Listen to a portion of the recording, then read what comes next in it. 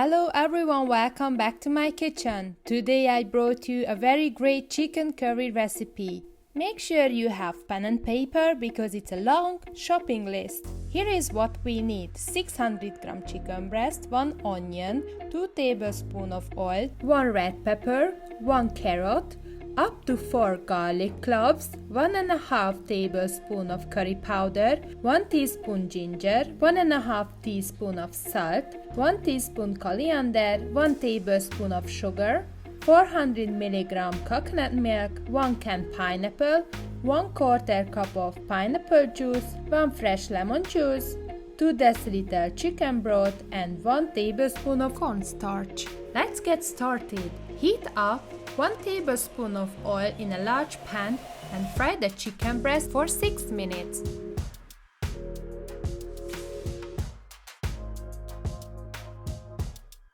When the meat is not pink anymore, approximately after 6 minutes, remove from the pan and set aside until we fry the vegetable.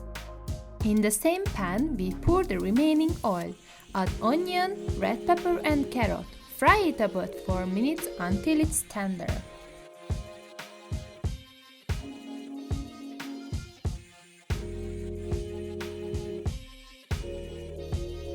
After 4 minutes, we add the grated garlic. Stir it constantly for 30 seconds until it's fragrant.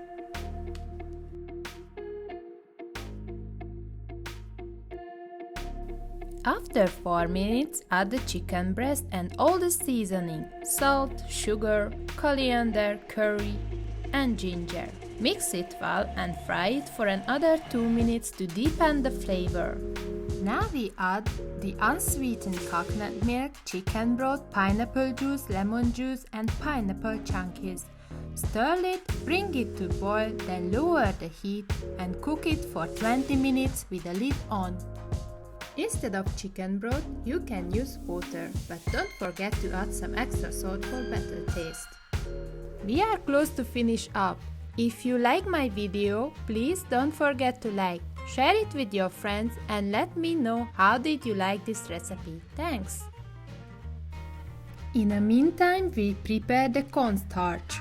Add half cup of water to a bowl and 1 tablespoon of cornstarch. Stir it until it's combined properly. When the meat is tender, add the cornstarch.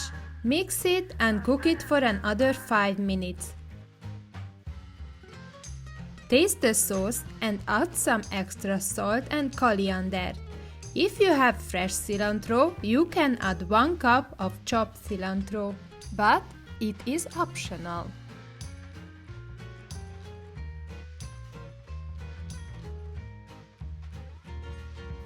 Our sauce is nicely thickened.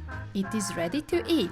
I serve it with mashed potato, but it's also good with rice or pasta, whichever you prefer.